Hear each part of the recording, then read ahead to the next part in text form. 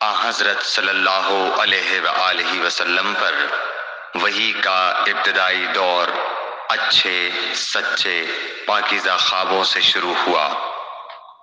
آپ خواب میں جو کچھ دیکھتے وہ صبح کی روشنی کی طرح صحیح اور سچا ثابت ہوتا۔ پھر من جانب قدرت آپ تنہائی پسند ہو گئے اور آپ نے غار حرا میں خلوت نشینی اختیار فرمائی اور کئی دن اور رات وہاں مسلسل عبادت اور یاد الہی و ذکر میں مشغول رہنے لگے۔ جب تک گھر آنے کو دل نہ چاہتا توشہ ہمراہ لیے ہوئے وہاں رہتے۔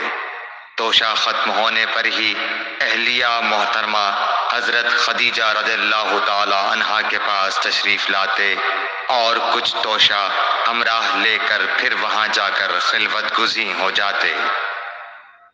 یہی طریقہ جاری رہا یہاں تک کہ آپ پر حق منکشف ہو گیا اور آپ غار حرا ہی میں قیام پذیر تھے کہ اچانک حضرت جبرائیل علیہ السلام آپ کے پاس حاضر ہوئے اور کہنے لگے کہ اے محمد پڑھو۔ آپ فرماتے ہیں کہ میں نے کہا کہ میں پڑھنا نہیں جانتا۔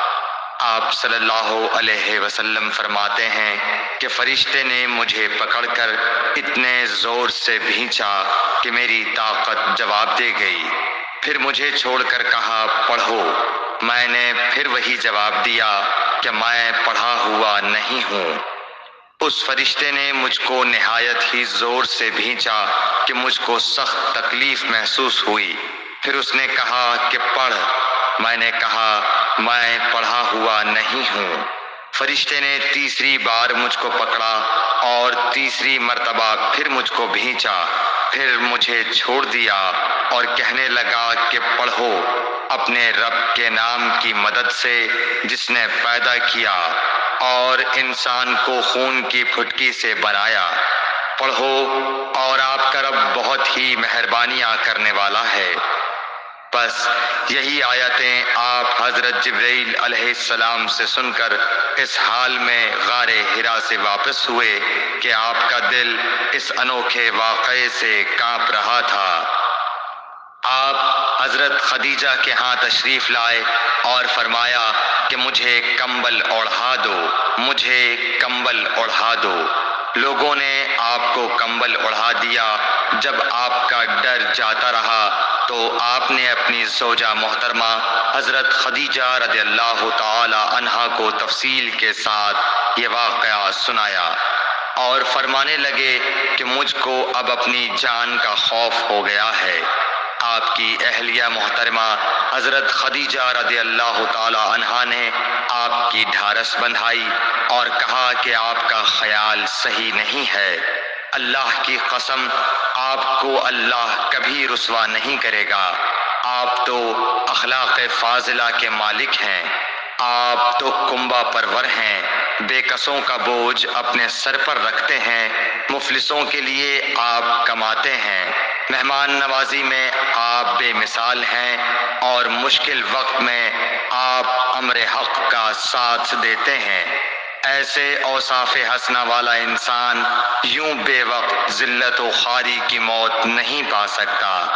پھر مزید تسلی کے لیے حضرت خدیجہ رضی اللہ تعالی عنہا آپ کو ورقہ بن نوفل کے پاس لے گئیں جو ان کے چچا زاد بھائی تھے اور زمانہ جاہلیت میں نصرانی مذہب اختیار کر چکے تھے اور عبرانی زبان کے کاتب تھے۔